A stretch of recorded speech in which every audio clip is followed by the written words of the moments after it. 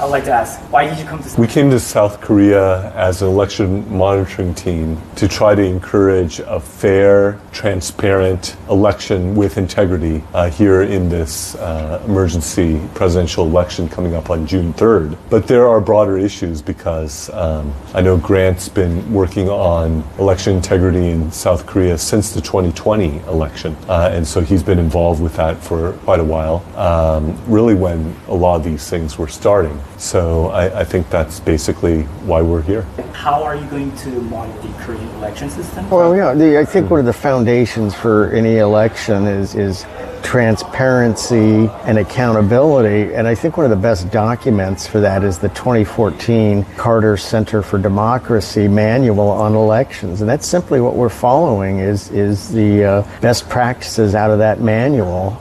It's really, elections should be as simple as possible. Mm-hmm. They should have absolute clarity. They should have accountability. They should have the right of the citizen to ask questions about the election. I think there's a challenge with South Korea. Like America, they've made the process way too complicated. Way too complicated. It does not need to be. Taiwan is the model. It's simple, simple, simple. Simple is good. Anytime somebody tries to make it complicated, that's actually one of the best practices out of the Carter Center is an overly complex, dark, murky system that nobody really has access to. That is a red flag of concern. But we are planning to reach out to the NEC and other pertinent folks here and to try to have a chance to examine what is happening and to give them an opportunity to be able to show us and hopefully be able to, if they can give us evidence of what they're doing in terms of good practices, that would be fantastic. But we are dependent to an extent on how much access we're given or not. So, Mr. Newsham, you said you've been working in Korean election integrity since 2020, right? Sure, I got involved in this topic in 2020 when I was asked to look at allegations of electoral fraud, wrongdoing in the April 2020 National Assembly elections. And I came to Korea actually skeptical that there was anything that serious that had happened, because elections often have surprising outcomes. We see these all the time in America. And there's the famous picture of Harry Truman holding a newspaper that says Dewey wins. And it was just a completely unexpected outcome, probably for everyone, including Harry Truman. But the point is that, and none of you would remember this, because I think I was just barely born, and not quite, but it shows just how surprising outcomes can be. And it doesn't mean that there's been electoral wrongdoing of any sort. So I came skeptical, thinking that, well, I'll take a look and see because I'm curious. And I did not expect to find evidence of electoral fraud in the South Korean election in 2020. And it quickly became apparent to me, and I'm a lawyer, that the people that I were talking to, South Koreans who had produced and uncovered evidence of electoral fraud, electoral manipulation, were excellent witnesses. And their testimony was compelling, convincing, and it, in short order, caused me to think that indeed there had been deep, widespread fraud that shaped the outcome, determined the outcome of the 2020 National Assembly elections. And that was an eye-opener for me. And I also learned an awful lot about international electoral law, which is the basis ultimately of South Korean election law, elections, American election law, and any civilized nation. And when you look at that, it became apparent that there were a number of shortcomings in the South Korean electoral process, not just the day of voting, but the entire process, from choosing candidates, informing a public, voting, and then post-election challenging the results, having the results reviewed quickly. And there were many problems. And this was an eye-opener for me. It was a huge surprise. And I have followed it ever since, to include the election where President Yoon was elected, most recently the National Assembly elections, and have not changed my mind at all, that there still are serious problems with the South Korean electoral system. And I'd note, of course, that the credit for raising these concerns is with South Korean citizens. They are the ones who, in the face of a lot of opposition from the administration and even from sometimes in their party, the conservative camp, that they have bravely uncovered information, presented it, desperate that somebody would take a look, somebody in the Korean system. Actually, the NEC is supposed to do that. The courts are supposed to do it. The administration, good luck with that. That they want someone to show that they care about it and actually look at it. But this is something the South Korean people themselves have raised. And at least as an interested observer, that I can at least examine the evidence and try to spread the word, say, in the United States. And for whatever it means to have, say, an American lawyer who knows a little bit about election law, say what they think is happening, I'm glad to do it. I in some ways feel it's a duty to do it, because there's nothing more fundamental to the rights, to the life of a democracy than the election. And that is not just South Korea, it's the United States as well. And as I said, any civilized country. So that's why I'm here. But ultimately, it's the South Korean people themselves who are the ones who are producing evidence of the electoral system and what goes on here. And that is obviously what we depend on. I can read, of course, but and study, but it's the South Korean people who are concerned. And if they weren't concerned, I would never have come in 2020. But as I said, it was a big surprise once I got here and looked into it. And I've seen nothing since then to change my mind about this. So I'm interested to see what happens this next round. Some people don't believe it. Well, okay, I don't know about this. I no longer work for the U.S. government, and I don't have access to the clearance level for this thing. I would say that the Chinese are pervasive. We are worldwide undergoing what's called Salt Typhoon, which is a worldwide Chinese assault on critical infrastructure, not just the U.S. We had a great power outage in Spain and Portugal, much of Europe. This is Chinese preparation for war. They are pre-placing malware in critical infrastructure. In America, we've had a number of air traffic issues. I'm not saying those were caused by Salt Typhoon, but it is awfully suspicious of what's going on. So Salt Typhoon has been well known. Salt Typhoon started from Volt Typhoon, which kicked off in January of 2023 when Microsoft noticed Chinese malware in Guam, which is an important U.S. facility, especially for defense of the Western Pacific. But it's very simple. The Chinese are in a full-blown worldwide cyber blitz. And anybody who says that election equipment is secure is telling an absolute lie.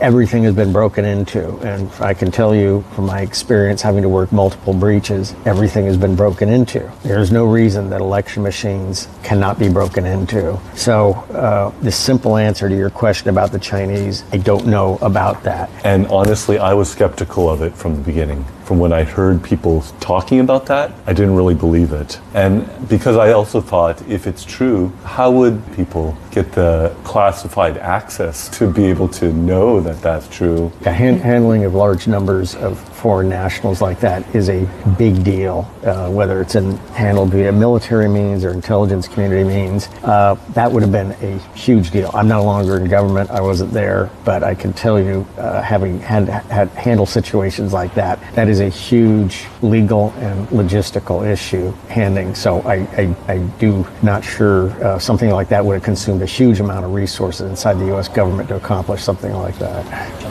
I would be astonished if that was true. Unfortunately, I think it is people grasping at straws in this case. But the risk and possibility of Chinese hacking, electronic manipulation of the South Korean electoral hardware and system, I think that is a real threat. And I think that I'd be astonished if that did not happen. I think that Chinese hackers could get into the NEC system, the network, at least as it was in 2020, without breaking a sweat. I think you could probably have a Chinese high school class actually take it on as a project, and they would have run wild. And keep in mind that has it gotten better since then? Well, before we get to that, you'll recall that when it was raised to the NEC that there was Huawei equipment in the NEC system, their response was, it's irrelevant. Yeah. And which is obviously it's either complicity or just breathtaking stupidity.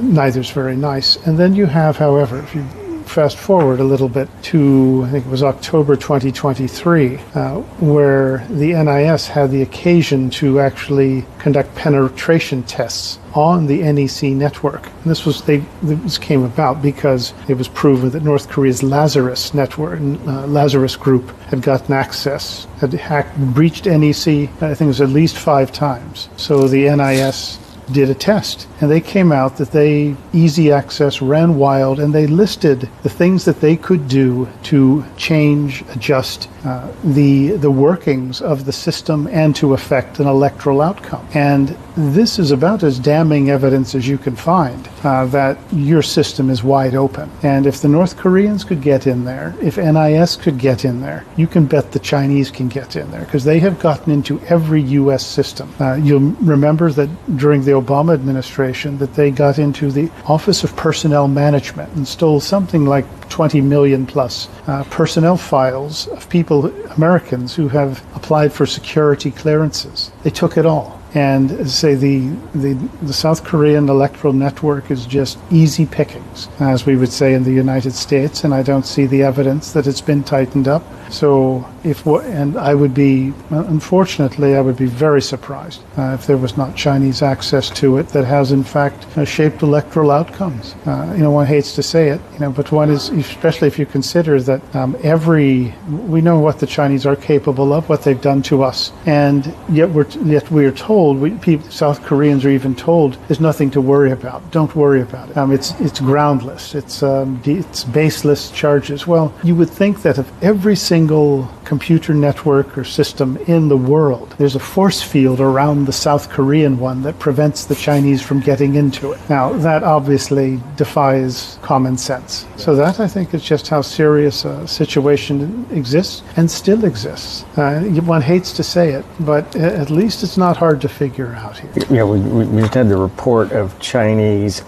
remote access in solar panels. Okay, remote access is almost every, I'm looking at that battery, I'm looking at that phone, I'm looking at the microphone, I'm looking at that phone. Every one of those devices, I guarantee you, has a remote access capability. Now that is put in from a design feature so you can do remote maintenance monitoring from operating a broad worldwide network. That makes sense. But guess what? That can also be used for bad purposes. So it can also be, commands can be sent. At one point in time, Apple's profits were down, and they remotely turned off peripherals that were not Apple products around the world. Okay, it could be done. I mean, so almost every piece of electronic equipment always has what's called remote maintenance monitoring, which can also be used for bad reasons. So it's just total foolishness for anybody to say. I guarantee you, every componentry inside the election machine has remote maintenance monitoring capability. It makes sense from a design perspective, but it can also be misused. That's what's going on. We found the Chinese in the solar panels. They can turn it off. You can do all kinds of funny things you didn't even think about. It's pervasive, and we should always presume the cyber threat is inside. Always presume they are already inside, and then find them as fast as possible and eject them as fast as possible. So in the first Trump administration, both Huawei and ZTE were basically cut off. Mm-hmm. Any similarity would you like to say between the 2020 U.S. presidential election and Korean recent elections? Well, the early voting arrangement in the Korean system very much resembles our absentee ballot or mail-in ballot system. That is, it allows sort of votes to be cast before election day without really very good monitoring of the sort you need of where the votes actually came from, who actually cast them, and there's a huge vulnerability, and this is where the opportunity for fraud really exists. And so we have the same problem as you all do. Additionally, if you look at this as a broader the electoral process as something broader, that you saw in the 2020 National Assembly elections that there was before that the Moon Jae-in administration had basically stilettoed or basically gone after the mass media and tried to bring it under control, so that if you were against the Moon administration, pro-conservative, well, you're going to get tax audits, you're going to be sued for libel, and you're putting pressure under this. This media does not cover the candidates, the issues, the way it otherwise would. And so you're limiting the access of people to information on which to cast their vote. This isn't often thought of as part of the electoral process, but it is. America, we had the same thing, where people were getting canceled. President Trump was kicked off of X. You just couldn't get the voice out. If anyone mentioned that anything, there was potential problems with the voting, you could get arrested, you could get censored, ostracized, and so you saw the pre-voting. You saw the administrations putting pressure on, as I said, the media is just one example, but also on citizens who were calling for an honest election, and that was an effect. And then the day of voting, obviously in America there were serious concerns raised that were never actually resolved. And then after that, people who raised that were called election deniers. They were sued, lost their law licenses. Well, what happened in South Korea to people who raised claims of electoral fraud? It wasn't very nice. Additionally, courts refused to actually hear these cases on the merits. And in South Korea, the courts generally didn't even get around to looking at it. So there was never any fair inquiry into allegations of electoral fraud. And so all of these things, you saw it in South Korea, you saw it in the United States, you actually saw it happen first in South Korea.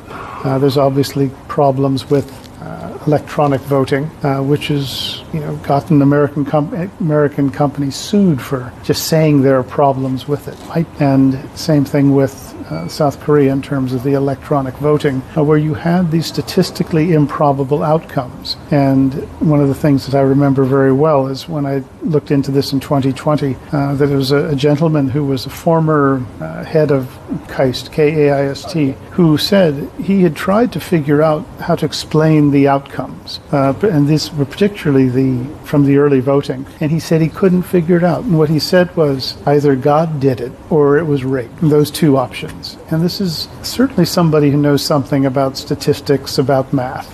So you had to take that very seriously. So there's similarities, there's some differences, but both systems have had some very serious problems. And citizens have tried to raise these issues, and they have faced opposition. Not just opposition, but threats and punishment. And they're made their lives very, very much different. It's something of a catch-22, right? In the sense that people ask, what evidence do you have, right? But if those who can provide that evidence are unwilling to provide that evidence, and they say, nothing to see here, it's irrelevant, it's immaterial.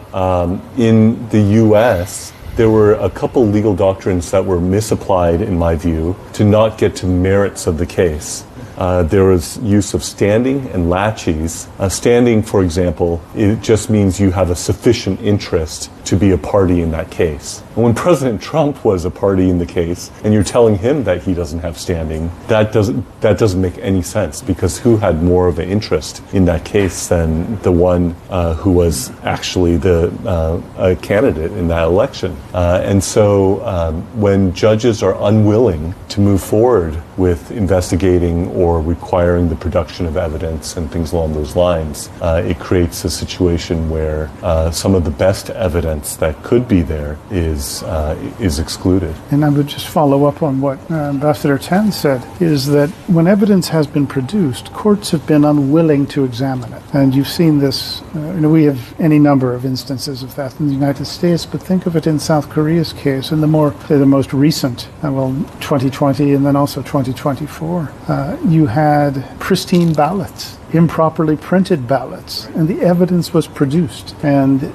was never examined. And rightfully, no wonder citizen confidence in the system is lagging. And one of my favorites is the more recent one, where you had as NEC provided an excuse for the pristine ballots, that stacks of them. They said, well, it's a special paper that when you crumple it, it comes back so it looks perfectly new. To me, that shows, I think, at best a contempt for the South Korean citizens to think that they would go, oh, okay, that's a wonderful explanation for this. And I would like to see an examination of that, say, on national television, sort of test out this sort of snapback paper. Maybe they should get a patent for that if they actually did invent it.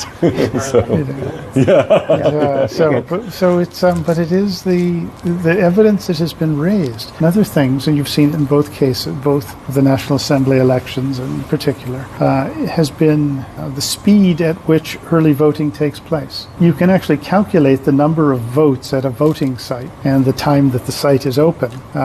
And in order to have that many people vote, remember there's one polling station where you'd have to cast a vote every 4.2 seconds, which means that people are running in at the speed of like Olympic sprinters and dropping off their votes.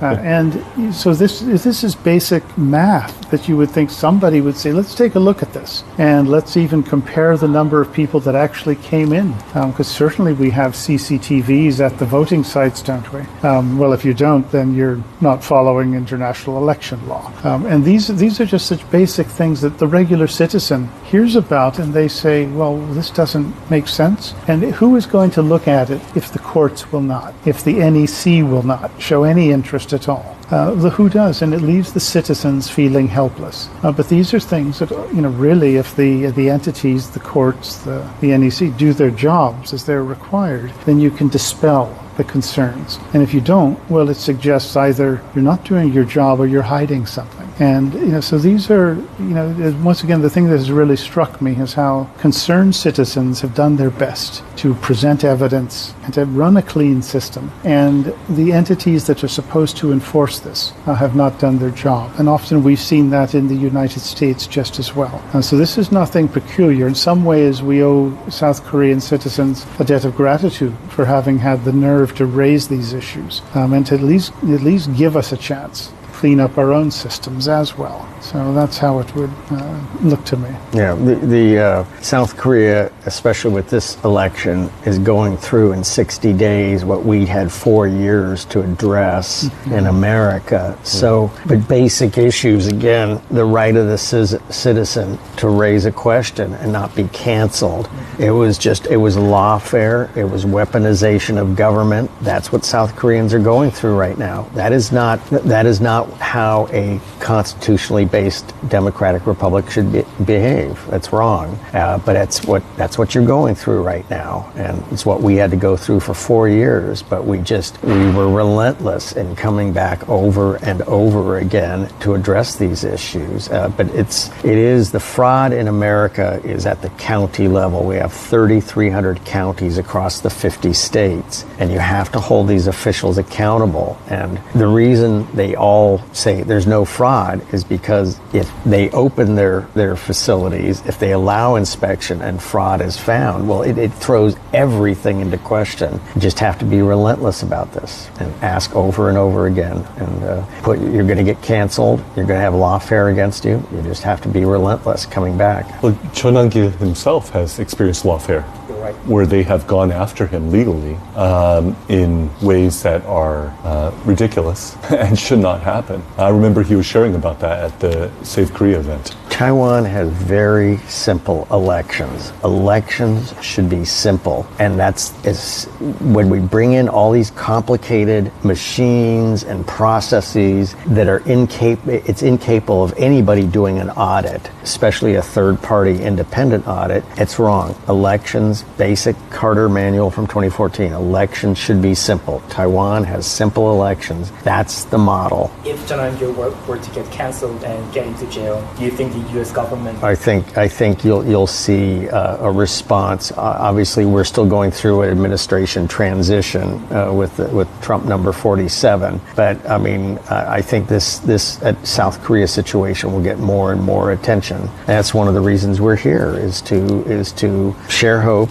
share our best practices, be election observers, and also report to South Korea and the U.S. on what's going on here. You know, when I was doing a YouTube broadcast myself with Secretary Pompeo, he was reflecting on, you know, we served together in the first Trump administration. He was reflecting on how we failed in regards to Hong Kong, and how Hong Kong was crushed on our watch. And that was something that he noted was one of our failures. And I would hate to see Korea become like another Hong Kong. And the people who are brave and intelligent and are speaking out, like Chun Ang-gil, if anything, I think he should be testifying before Congress, that he should be, you know, letting people in the U.S. government who are in high positions know what is going on. I would love for that to be the case. And I would be pleased to see if the U.S. would be willing to not let him rot in prison, as they say. And so he, in my book, he's a hero here in Korea and is doing great work. And I would like to think that the U.S. would be responsive to his situation if he were to find himself in such a situation. Are you going to make a report and maybe send it to someone? The plan is to make a report, and I think to make it available broadly and widely, including to the U.S. government. So yes, that we do have a plan to make a report. And this is something that is, I think it really highlights the importance of South Korea and to the United States, that what happens here matters a lot. And I think for too long the U.S. government, successive administrations have just assumed that what happens is domestic politics. Yeah, it's always rough. At the end of the day, it's a very solid relationship. I think that there is more understanding than there's ever been of the risks posed by hardcore radicals in South Korea. And that's something that we've seen elsewhere in other countries, where a group of hardcore committed radicals, many of them Marxists, have moved a country where most people don't even want it to go, but they're able to do it. And there's finally some recognition in Washington that South Korea is potentially on that list of countries. So there is a lot of concern about it, and there's more, I think, understanding than there's ever been, particularly now that we've finally are waking up to Chinese political warfare. This effort to move America's allies, Western allies, away from the U.S. and towards China, or at least have them in a state of chaos, which works to China's advantage. There's more understanding of that than there's ever been. I think there is an awareness that we need to at least speak up. We have to be aware of it. And for just this is